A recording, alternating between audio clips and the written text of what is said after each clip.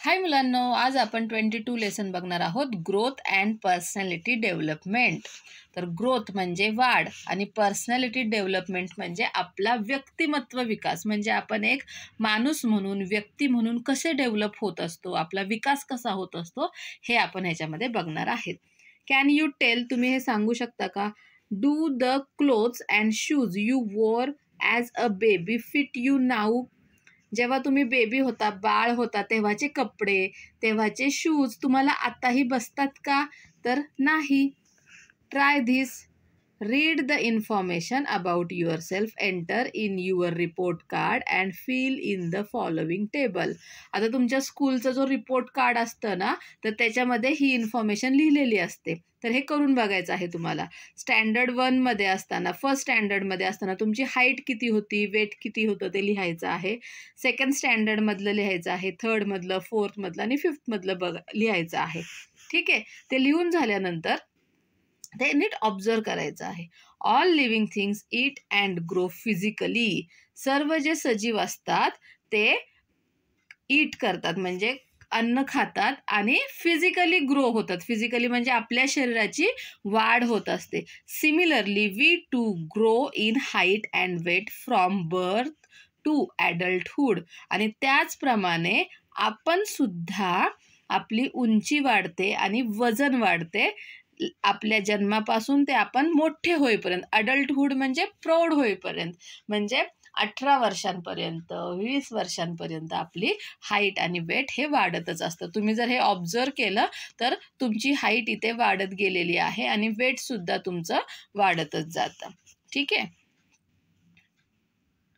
You will see this also from the information that your friends enter about themselves.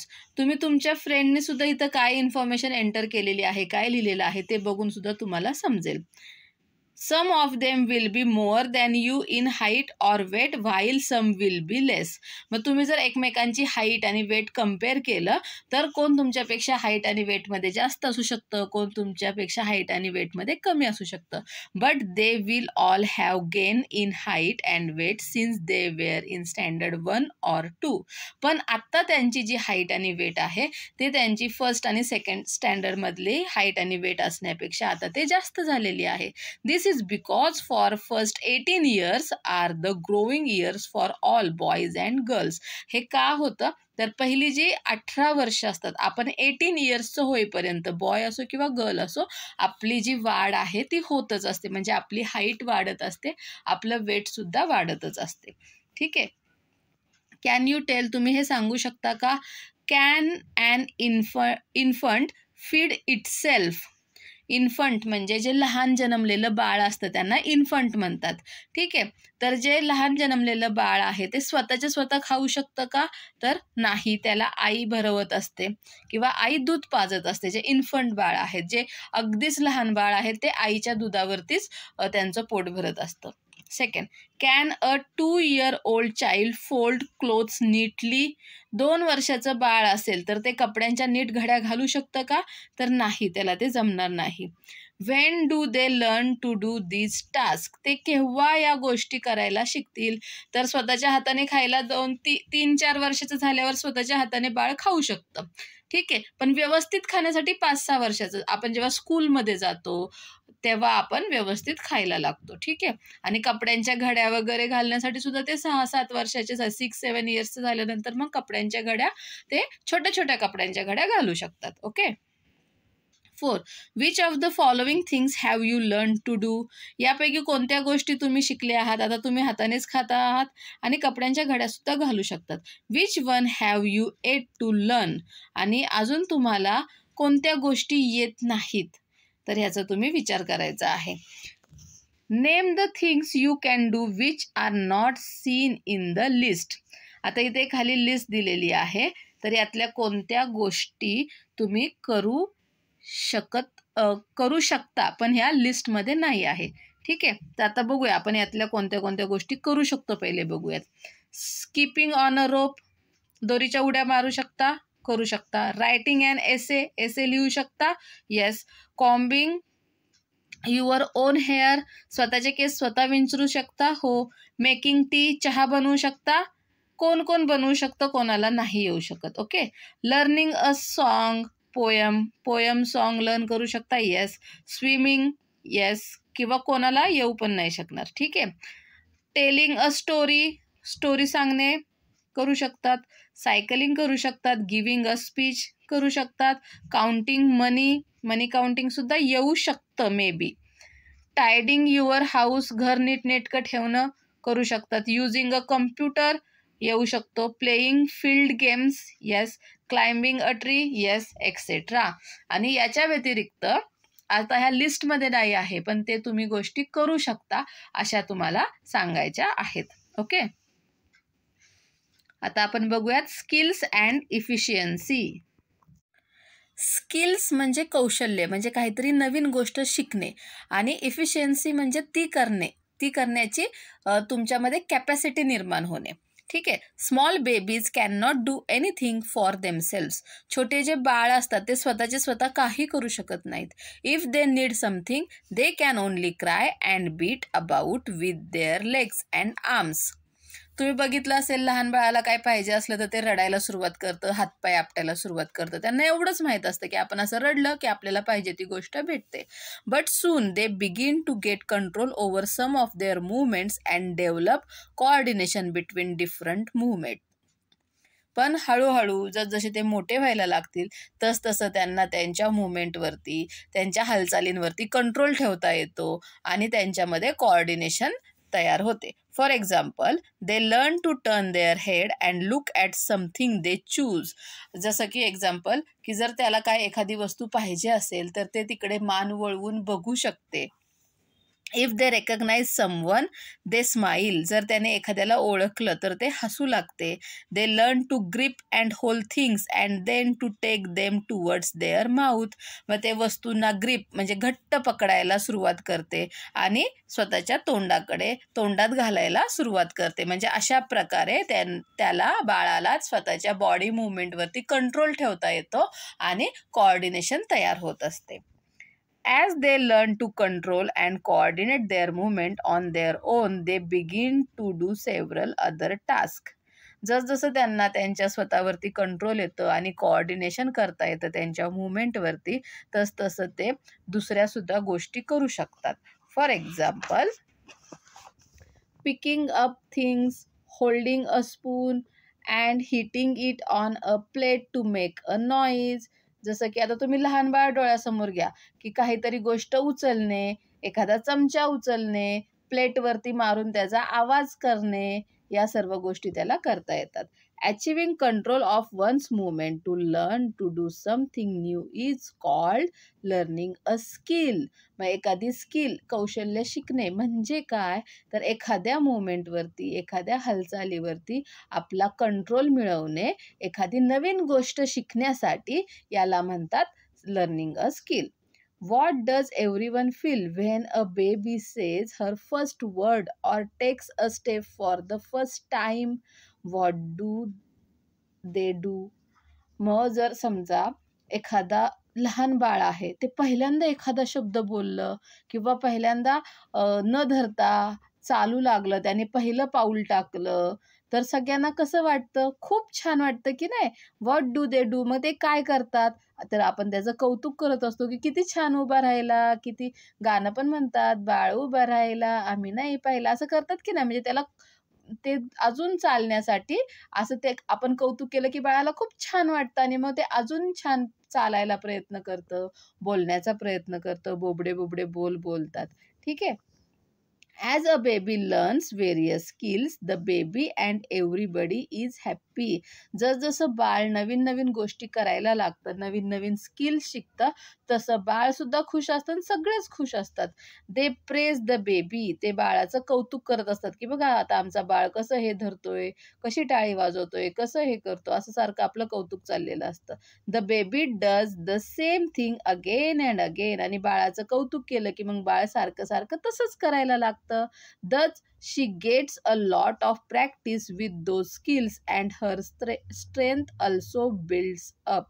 आणि मग सारखं तेच करून त्या स्किलची प्रॅक्टिस होते आणि त्याची ताकदसुद्धा बाळाची वाढत असते. Slowly she begins to do the newly learn task more easily and without making mistakes. आणि हळूहळू जे हे सर्व टास्क होते ते इझिली करू शकते, कारण त्याची आता प्रॅक्टिस होऊन गेलेली असते आणि काहीही आता मिस्टेक होत नाही. म्हणजे जर समजा ते चालायला लागलं असेल तर सुरुवातीला हळूहळू चालतं, एक दोन पावले टाकलं की खाली पडतं, परत उभं राहतं, परत चालू लागतं. पण रोज रोज तसं प्रॅक्टिस करून त्याला आता चांगलं चालायला येतं. That is her efficiency increases. म्हणजेच काय, तर त्याचं ते स्किल आहे, जे चालण्याचं स्किल तो शिकलेला होता बाळ, तर त्याचं आता इफिशियन्सी वाढलेली आहे. म्हणजे ती करण्याची त्याची क्षमता, त्याची कॅपॅसिटी आता वाढलेली आहे. Every day we keep learning. रोज आपण काहीतरी शिकत असतो. That makes it easier to learn new skills. आणि त्याच्यामुळे आपल्याला नवीन काहीतरी शिकणं सोपं होऊन जातं. For example, once the child is able to hold something she can learn to throw a ball. जर एकदा बाळाने हातामध्ये काहीतरी पकडायला सुरुवात केली तर ते बाळ बॉल फेकायला शिकतं. After learning to walk, the child learns to do more difficult things like running, hopping on one leg or catching a ball. जेव्हा बाळ चालायला सुरुवात करतं, बाळ चालायला शिकतं, त्याच्यानंतर त्या चालण्याशी रिलेटेड ज्या सर्व गोष्टी असतात ते बाळ करू शकतं. जसं की ज्या अवघड आहेत, रनिंग करू शकतं, एका पायावर हॉपिंग करणे म्हणजे लंगडी घालू शकतं, बॉल कॅच करू शकतं. These new tasks also include activities that are part of our daily routine, such as eating with one's own hand, washing one's own face, having a bath, dressing oneself, etc. ठीक आहे. आणि जसं हे नवीन task ते शिकत जातात, तर त्याच्यामध्ये अजून दुसऱ्या ॲक्टिव्हिटीज पण येतात. आपल्या पूर्ण दिवसभराचं रुटीन आता बाळ एकटं हँडल करू शकतं. स्वतःचे हात स्वतः धुवू शकतं, स्वतःच्या हाताने खाऊ शकतं, स्वतःचं तोंड धुवू शकतं, अंघोळ स्वतःच्या हाताने करू शकतं, स्वतःची कपडे स्वतः घालू शकतं. यासारखी ते अनेक कामं करू शकतात. ठीक आहे. आता बघूयात आपण डेव्हलपमेंट. डेव्हलपमेंट म्हणजे आपला विकास, आपली प्रगती कशा प्रकारे होते. As we grow our height and weight increases. Development म्हणजे आपली वाढ थोडक्यात. जशी आपली वाढ होते तशी आपली हाईट आणि वेट दोन्हीही वाढतं. With as our physical strength also increases. आपल्या वयानुसार आपली फिजिकल स्ट्रेंथ जी आहे, आपली जी शारीरिक ताकद आहे, तर ती सुद्धा वाढते. At the same time we keep learning new skills. आणि त्यासोबतच आपण नवीन नवीन गोष्टी शिकत असतो. In this way every individual makes progress. आणि अशा प्रकारे प्रत्येक इंडिव्हिज्युअल, प्रत्येक व्यक्तीची, प्रत्येक मुलाची, मुलीची, माणसाची ही प्रगती होत असते. दिस इज कॉल्ड डेव्हलपमेंट. आणि यालाच आपण काय म्हणतो, डेव्हलपमेंट, विकास होणे असं म्हणतो. ऑब्झर्व, हे ऑब्झर्व करा. Try to observe a cow or a cat to find out all that she does for her young ones, and also all the things that the calf and the kitten learn to do on their own. आता एक observation कशाचं करायचं आहे, गाई किंवा मांजर त्यांचं observation करायचं आहे की ती त्यांच्या छोट्या बाळासाठी, जर समजा गाईला वासरू झालं तर ती त्यासाठी, काल्फ म्हणजे गाईचं बाळ, ठीक आहे, तर त्यासाठी काय करत असेल, किंवा किटन म्हणजे मांजरीचं बाळ, तर मांजर सुद्धा बाळासाठी काय काय करत असेल, जन्मलेल्या बाळासाठी काय करत असेल, आणि ते बाळ त्यांचं कसं ऑब्झर्वेशन करून ते कशा वेगवेगळ्या गोष्टी शिकतात हे तुम्हाला ऑब्झर्व करायचं आहे. कधी जर मांजरीचं बाळ तुम्हाला, आता गाईचं तर वासरू दिसणं अवघड आहे, पण मांजर शक्यतो लोक पाळतात, तर तेव्हा बघा त्यांना बाळ झाल्यावर मांजर कशी करते, त्यांना एका ठिकाणाहून दुसरीकडे घेऊन जाते, त्यांना दूध पाजते, आणि बाळ सुद्धा मग हळूहळू सर्व गोष्टी चालायला शिकतं, बाहेर जाऊन शिकार कशी करायची, शिकार कशाची करतात, उंदीर कसे खायचे किंवा दूध कसं प्यायचं, या गोष्टी ते शिकत असतात. ठीक आहे. These animals learn from their mother the skills of obtaining their food, protecting themselves from the sun and rain and from their enemies. हे जे छोटे ॲनिमल्स आहेत ते त्यांच्या आईपासून आपल्याला जेवण कसं, अन्न कसं मिळवायचं ते शिकून घेतात. स्वतःला सूर्यापासून कसं प्रोटेक्ट करायचं, स्वतःचं रक्षण कसं करायचं, उन्हापासून, पावसापासून आणि त्यांच्या एनिमीजपासून, शत्रूंपासून, हे सर्व आपल्या आईचं बघूनच ते शिकतात. After that they begin to live independently, आणि त्याच्यानंतर ते एकटे राहू लागतात. Animals learn only a certain number of skills in their life. जे प्राणी आहेत ते त्यांच्या आयुष्यामध्ये काहीच गोष्टी शिकत असतात. In comparison human being go on learning many mower things through out their life. पण जर कम्पॅरिझन केलं प्राण्यांसोबत माणसांचं, तर माणसे हे आपल्या आयुष्यभर काही ना काही शिकतच असतात. ते बघा, हे चिल्ड्रन आहेत कसे खेळत आहेत. फाइंड आउट, शोधा पाहू. How many years does it take the young ones of the tiger और elephant to start living independently. जे टायगरचं पिल्लू आहे किंवा हत्तीचं पिल्लू आहे, वाघाचं, हत्तीचं पिल्लू एकटे केव्हा राहू लागतात, किती वर्षाचं झाल्यानंतर ते एकटे राहू लागतात, तर हे शोधायचं आहे तुम्हाला. ठीक आहे, ह्याची माहिती गोळा करा. कम्पेअर करा. Can you play football? तुम्ही फुटबॉल खेळू शकता का? खेळू शकत असाल तर येस. लगोरी, 7 टाईल्स, कुक अ मील, जेवण बनवू शकता का? प्रेस क्लोथ, कपड्यांना इस्त्री करू शकता का? तर नाही करू शकत, अजून तुम्ही लहान आहात. शॉप फॉर प्रोव्हिजन्स, काही ठराविक गोष्टी तुम्ही खरेदी करू शकता का? हो, पेन, वह्या, अशा गोष्टी तुम्ही आणायला जाऊ शकता, छोट्या छोट्या गोष्टी. Nurse a person who is ill, जर कोणी व्यक्ती आजारी असेल तर त्याची काळजी घेऊ शकता का? तुमच्या छोट्या बहीण भावांची घेऊ शकतात. ठीक आहे. राईट अ समरी, याच्याबद्दल किंवा समरी लिहू शकता का? तर हो, लिहू शकतात. We are allowed to drive a motor vehicle, आपण एखादी गाडी चालवायला आपल्याला अलाउ आहे का? नाही. Vote in an election only after a certain age, इलेक्शनमध्ये वोटिंग करण्यासाठी पण एक ठराविक एज नंतरच आपण वोटिंग करू शकतो. त्याचप्रमाणे आपण गाडी ड्राईव्ह करण्यासाठी पण एका ठराविक एज नंतरच, 18 इयर्स नंतरच आपण गाडी ड्राईव्ह करू शकतो. ठीक आहे, त्यानंतरच आपल्याला गाडी चालवायचं लायसन्स मिळतं. यूज युअर ब्रेन पॉवर, जरा डोके चालवा. Many skills have been mention in this lesson up to now, आत्तापर्यंत खूप सारे स्किल्स आपण इथे मेन्शन केलेले आहेत. Can you do without learning some of them, त्यातले तुम्ही जे आहेत गेम्स असतील किंवा काही स्किल्स असतील, ते न शिकता डायरेक्ट तुम्हाला येतात का?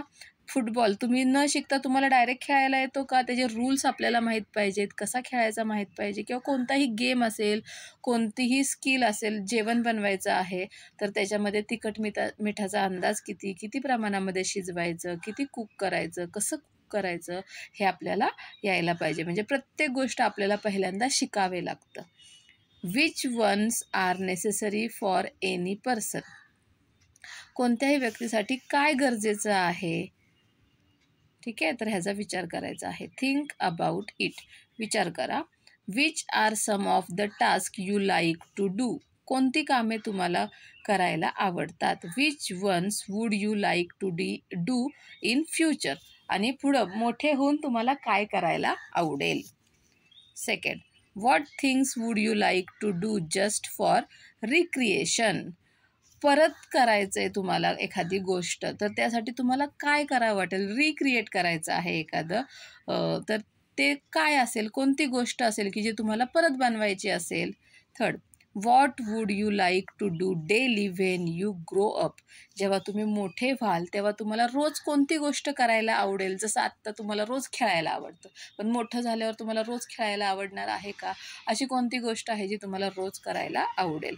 सम of the early skills like walking and running come with age without having to be taught, जे आपण लहानपणी चालायला शिकतो, पळायला शिकतो, तर हे आपल्याला वयानुसार येतं, हे आपल्याला कोणाला शिकवावं नाही लागत.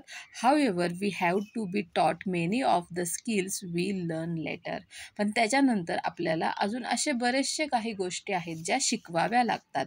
We learn many skills from our parents, teachers and other adults, आपण मग ह्या ज्या सगळ्या गोष्टी आहेत ते कोणाकडून शिकतो, तर आपल्या पॅरेंट्सकडून, आपल्या आईवडिलांकडून, टीचर्सकडून आणि दुसरे जे अडल्ट्स आहेत, आजी आजोबा आजोबा असतील किंवा तुमच्या शेजारचे दुसरी मोठी माणसे असतील त्यांच्याकडे बघून आपण गोष्टी शिकत असतो. The greater the number of skills we learn, the less is our dependence on others.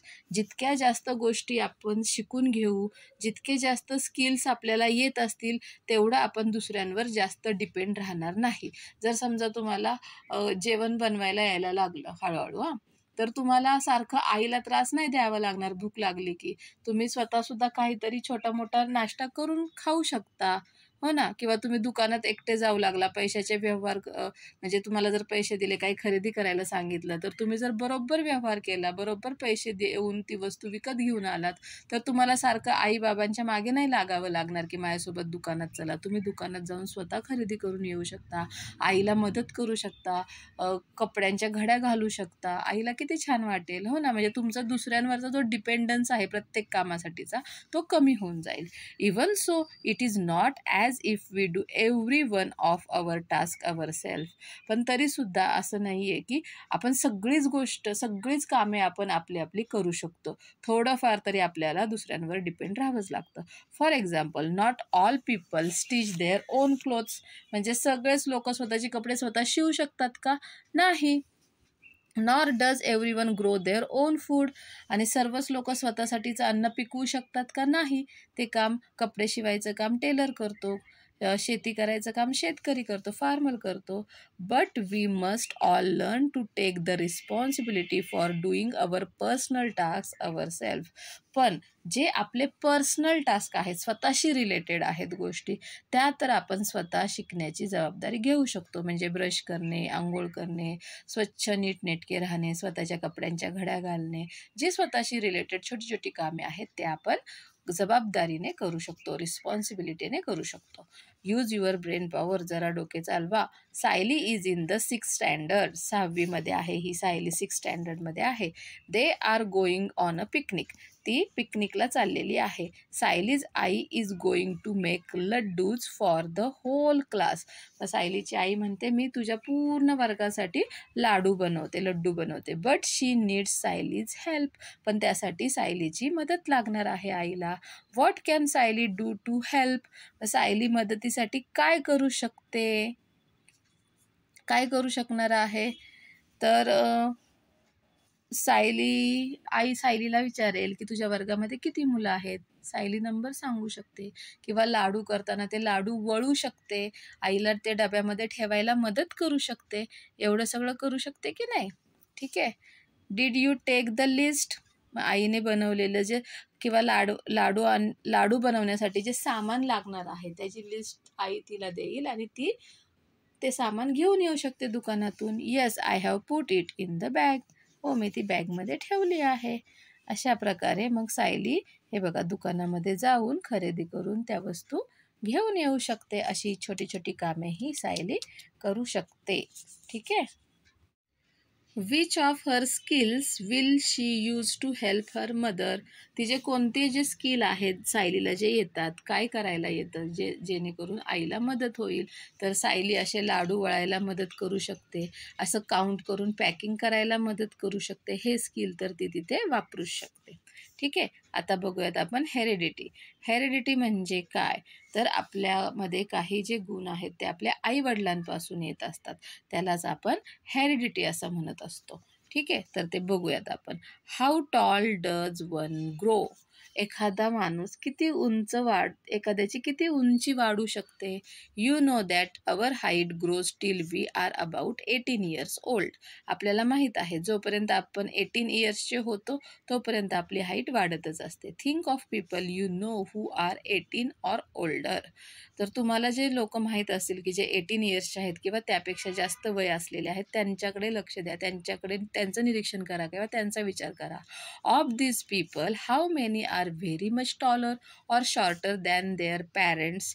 मग त्यापैकी कोण त्यांच्या आईवडिलांपेक्षा उंच आहेत किंवा कोण त्यांच्या आईवडिलांपेक्षा शॉर्ट आहेत, बुटके आहेत, तसा विचार करा. Our looks, our built and other physical characteristic are like those of our parents. आपण कसे दिसतो, आपली आपली बिल्ट म्हणजे आपण कसे बनलेलो आहोत, उंच आहोत, आपली तब्येत कशी आहे आणि अजून दुसरे जे फिजिकल कॅरेक्टरिस्टिक आहेत म्हणजे उंची झाली, डोळे झाले, आपला कलर झाला, हे जे सर्व आहे ना ते ते आपल्या पॅरेंटसारखंच असतं, आपल्या आईवडिलांसारखं असतं. People of one family show similarities in many ways.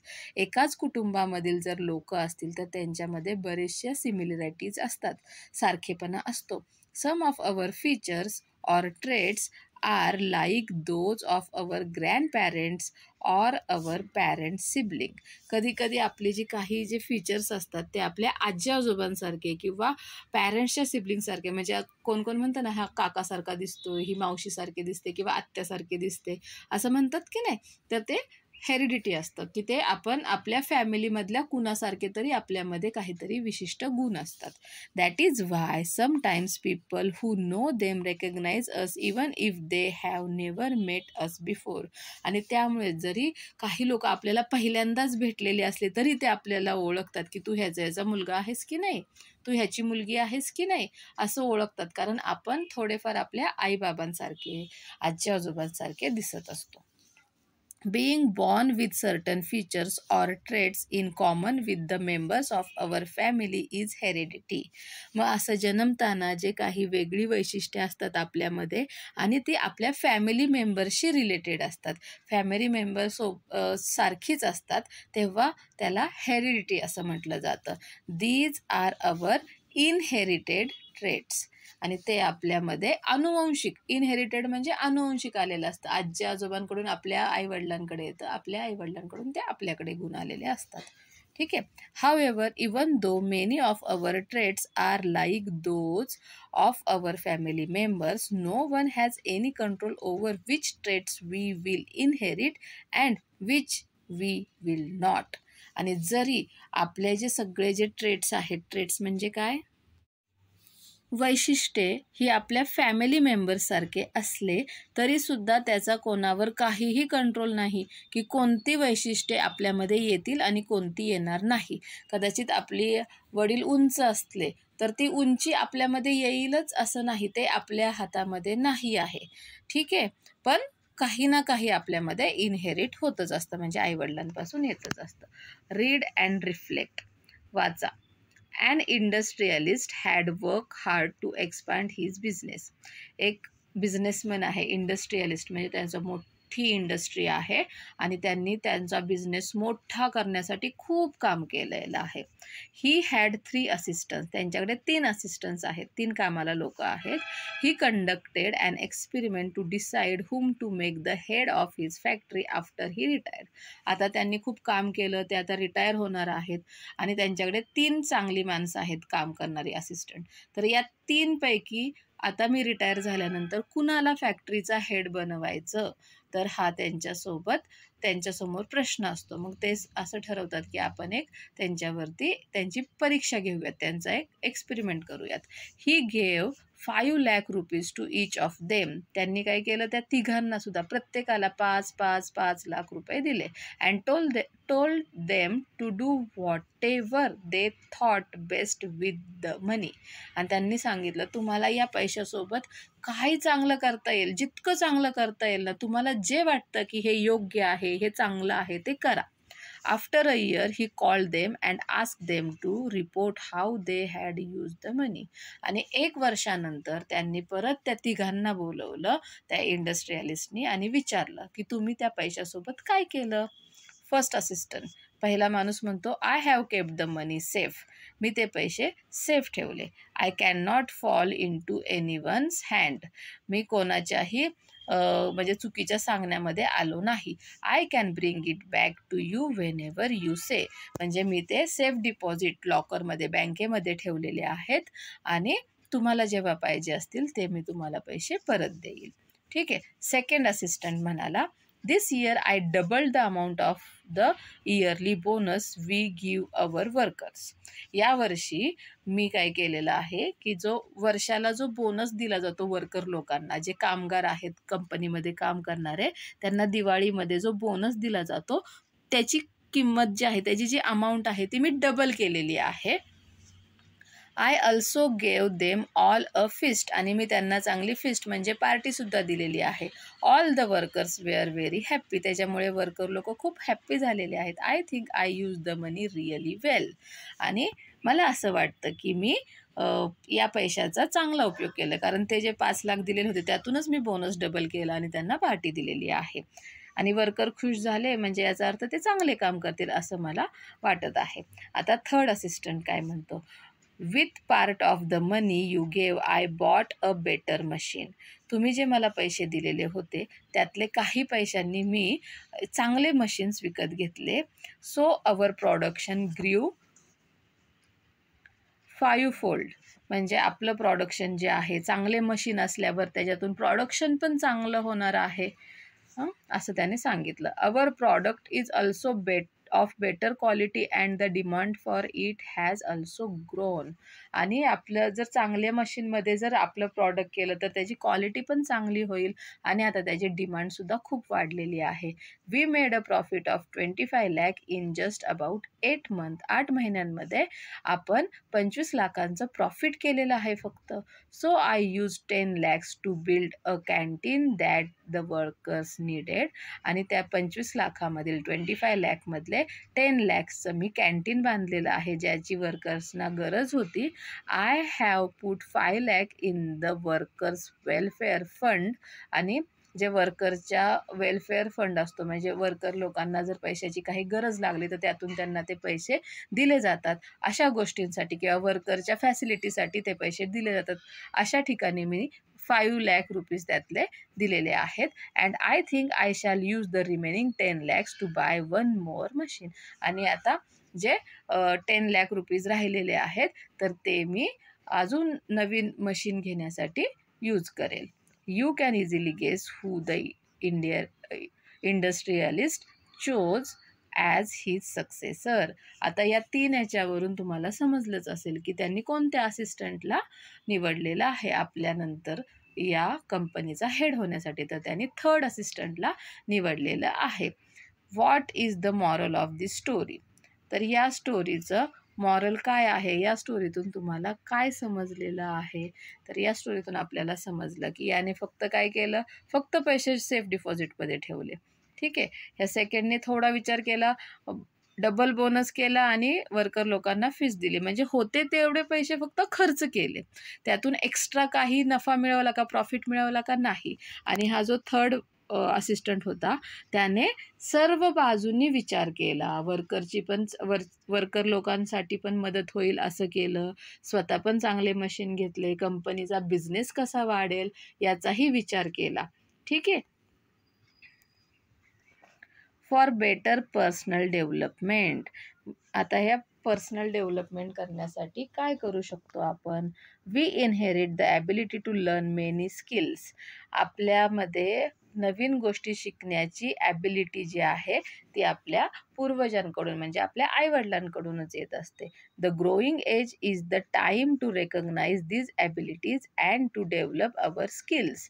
आणि जेव्हा आपली वाढ होत असते, आपण शाळेत असतो म्हणजे लहानापासून मोठे होत असतो, तेव्हा आपल्यामध्ये कोणती ॲबिलिटी आहे, आपण काय करू शकतो. आपण अभ्यासात चांगले आहोत, खेळात चांगले आहोत, डान्समध्ये चांगले आहोत, गायनात चांगले आहोत, सिंगिंगमध्ये किंवा अजून दुसरं ड्रॉइंगमध्ये, आर्टमध्ये, कशामध्ये आपण चांगले आहोत.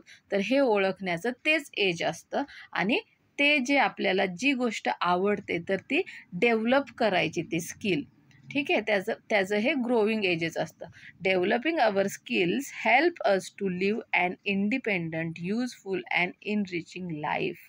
आणि जर आपण असे स्किल्स त्यावेळेस डेव्हलप केले तर त्याच्यामुळे आपण आपलं जे आयुष्य आहे ते स्वतंत्रपणे, इंडिपेंडंट, कुणावरही न जगता युजफुल आणि छान आयुष्य जगू शकतो. त्याला म्हणतात personal development. Okay. A good diet. आता आपला जे डाएट आहे, डाएट म्हणजे आपण जे जेवतो, आपला जो आहार आहे तो कसा चांगला पाहिजे. You know that food is necessary for growth.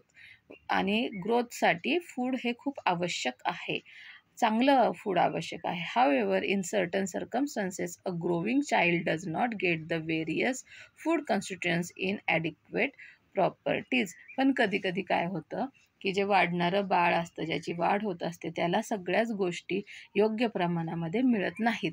This leads to malnutrition affecting the growth of that child. आणि याच्यामुळेच मलन्यूट्रिशन म्हणजे कुपोषण होतं, म्हणजे त्या बाळाची वाढ नीट होत नाही आणि त्याचा त्याच्या शरीरावर किंवा त्याच्या ग्रोथवरती परिणाम होतो त्या मुलाच्या. For example, a person does not grow as tall as they would have been. म्हणजेच थोडक्यात जर सांगायचं तर एखाद्याची उंची जेवढी वाढायला पाहिजे तेवढी वाढत नाही, कारण त्याला त्या काळामध्ये जेव्हा त्याचं वाढीचं वय असतं तेव्हा प्रोटीन्स भेटलेले नसतात. ठीक आहे. Even if such a person gets a good diet later on, it is of no use for the growth of the body. आणि एकदा त्याचं वाढीचं वय झालं म्हणजे 18 इयर्सचा तो पूर्ण झाल्यानंतर त्यानं मग किती पण ते पदार्थ खाऊ दे ज्याने उंची वाढेल, तर त्याची उंची वाढणार नाही. म्हणजे एका ठराविक काळामध्येच आपल्याला आपला आहार म्हणजे त्यावेळेस तर पाहिजेच आहे, नंतर पण पाहिजेच आहे, पण त्यावेळेत तर तो आहार, तो जो डाएट आहे तो गुड डाएटच पाहिजे आहे. ठीक आहे. Other factors that support growth and development. आता अजून ग्रोथसाठी आणि डेव्हलपमेंटसाठी कोणते फॅक्टर्स पाहिजेत ते बघूयात. Along with nutritious food, adequate exercise is also necessary for growth and development. जसं आपल्याला फूड गरजेचं आहे, पौष्टिक अन्न गरजेचं आहे, त्याचप्रमाणे एक्सरसाइजसुद्धा आपल्या ग्रोथ आणि डेव्हलपमेंटसाठी गरजेची आहे. Lack of exercise also affects growth ॲडव्हर्सली.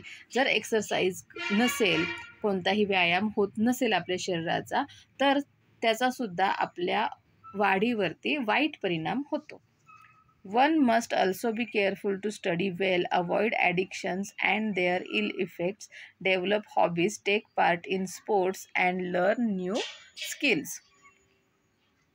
प्रत्येक मुलाने काळजीपूर्वक अभ्यास केला पाहिजे, मनापासून अभ्यास केला पाहिजे. कोणतंही ॲडिक्शन, व्यसन कोणतंही नाही लावलं पाहिजे. म्हणजे ते अगदी मोबाईलचं असू, टी व्ही बघण्याचं असू. ठीक आहे. त्यांचे इल इफेक्ट्स माहीत पाहिजेत. ज्या तुमच्या हॉबीज आहेत त्या डेव्हलप करा, त्या अजून वाढवा, स्पोर्ट्समध्ये भाग घ्या, नवीन नवीन स्किल्स शिका. If we take care to do all this, it leads to good development. आणि जर आपण ह्या सर्वांवरती व्यवस्थित लक्ष दिलं तर मग आपली डेव्हलपमेंट आहे, आपला जो विकास आहे तो छान होईल. Whether boy or girl, each person has every right to get the opportunity to make progress and enrich their own life. मुलगा असो किंवा मुलगी असो, प्रत्येकाला आपल्या आयुष्यामध्ये प्रगती करण्याचा, आपले जीवन चांगलं बनवण्याचा अधिकार आहे. Each one has a unique personality. आणि प्रत्येकाची पर्सनॅलिटी कशी असते, ही युनिक असते. म्हणजे प्रत्येक मूल हे वेगळं असतं. In your class there must be some children who are good in studies while others are good at games and sports. तुमच्या वर्गामध्ये पण असं असेल ना की काही मुलं अभ्यासामध्ये हुशार आहेत, काही गेम्स खेळण्यात, स्पोर्ट्समध्ये हुशार आहेत. सम सिंग वेल, काही गाणी चांगली गातात. And some like to act in plays, काहींना नाटकामध्ये काम करायला आवडतं. Every person is different from all others. प्रत्येक व्यक्ती हा दुसऱ्यांपेक्षा वेगळा असतो. म्हणजे त्याला अभ्यास येतोय म्हणजे तुम्हाला अभ्यास आलाच पाहिजे असं नाही. त्याला खेळायला चांगलं जमतंय म्हणून तुम्हाला खेळायला चांगलं आलं पाहिजे असं नाही. तुमच्यामध्ये खेळाचे गुण असतील, त्याच्यामध्ये अभ्यासाचे गुण असतील, कोणामध्ये सिंगिंगचे गुण असतील, कोणाला नाटक करायला आवडत असेल, ॲक्टिंग करायला आवडत असेल, कोणाला ड्रॉइंग करायला आवडत असेल. प्रत्येकाला वेगवेगळ्या गोष्टी आवडतात. Our physical and mental makeup is not the same as that of anyone else. आपली जी शरीर आहे किंवा आपली जी बुद्धी आहे तर ती सगळ्यांची एकसारखी नसते, प्रत्येकाची वेगवेगळी असते. Our personality develops through our interest and efforts, what we like to do and what we practise every day. आपली जी पर्सनॅलिटी डेव्हलप होते ती कशाने होते, तर कशामध्ये आपला इंटरेस्ट आहे, म्हणजे आपल्याला काय करायला आवडतं, आणि एफर्ट्स, आणि आपल्याला जे आवडतं त्याची आपण किती प्रॅक्टिस करतोय त्याच्यावरती आपली पर्सनॅलिटी डेव्हलपमेंट होत असते. During the growing years, we also learn to tell what is good and what is bad. जेव्हा आपण लहानाचे मोठे होत असतो तर तेव्हा आपल्याला सतत सांगितलं जातं हे चांगलं नाही, हे वाईट आहे, काय चांगलं आहे. ठीक आहे. आपले आई वडील, आपले आजी आजोबा सतत आपल्याला सांगत असतात, असं नको करू, असं नको वागू, असं नको बोलू, हे असं कर, ते तसं कर, असं सांगतात की नाही. तुम्हाला कधी कधी राग येतो, पण त्यावेळेस तुम्हाला त्याची गरज असते. Our personality can be said to be excellent only when we put good thoughts into practice. आपली जी पर्सनॅलिटी आहे ती कधी चांगली होईल, जेव्हा आपल्या डोक्यामध्ये सतत चांगलेच विचार येतील आणि ते विचार येतील आणि आपण ते प्रॅक्टिसमध्ये पण म्हणजे त्यासारखेच जेव्हा वागू, चांगले विचार करायचे आणि चांगलं वागायचं, तेव्हाच आपली पर्सनॅलिटी चांगली होते. अतिशय उत्तम व्यक्ती म्हणून आपण तयार होतो. ठीक आहे. ऑलवेज रिमेंबर, नेहमी लक्षात ठेवा, we do not learn good values only to write about them in the exam.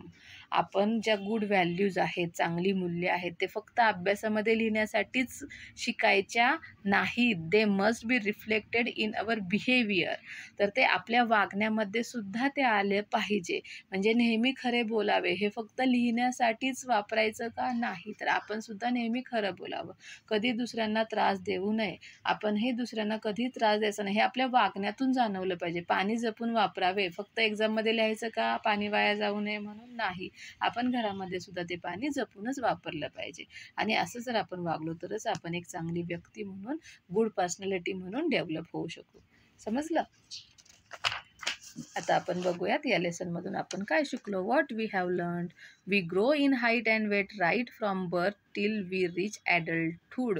आपण आपल्या जन्मापासून आपण ॲडल्ट होईपर्यंत म्हणजे 18 इयर्स होईपर्यंत आपली हाईट आणि वेट वाढत असते. A newborn baby can not do anything for itself. नुकतंच जन्मलेलं बाळ जे आहे ते स्वतः काहीही करू शकत नाही. We learn many skills from our parents, teachers and others. आपण आपल्या आईवडिलांकडून, शिक्षकांकडून, टीचर्सकडून आणि इतर दुसऱ्या मोठ्या व्यक्तींकडून खूप सारे स्किल्स, कौशल्य शिकत असतो. We see similarities in people of the same family. एकाच कुटुंबातील लोकांकडे, एकाच फॅमिलीतील लोकांमध्ये आपल्याला सिमिलॅरिटीज, सारखेपणा दिसतो. Even so every person is unique. आणि तरीसुद्धा प्रत्येक व्यक्ती हा वेगळा असतो. युनिक म्हणजे वेगळा असतो. The more the skills we learn, the less we depend on others. जितक्या जास्त गोष्टी आपण शिकू, तेवढं आपण दुसऱ्यांवरती कमी डिपेंड राहू, अवलंबून राहू. We can live an independent, useful and enrich life with the help of skills. या सर्व स्किल्सच्या मदतीने आपण जे लहानपणापासून मोठं होईपर्यंत जे शिकत असतो की नाही, त्या स्किल्सच्या मदतीने आपण आपलं आयुष्य हे इंडिपेंडंट म्हणजे कुणावरही डिपेंडंट न राहता, कुणावरही अवलंबून न राहता उपयोगी आणि इनरिच म्हणजे समृद्ध म्हणजे खूप चांगले जीवन जगू शकतो. ओके, समजला? Bye bye.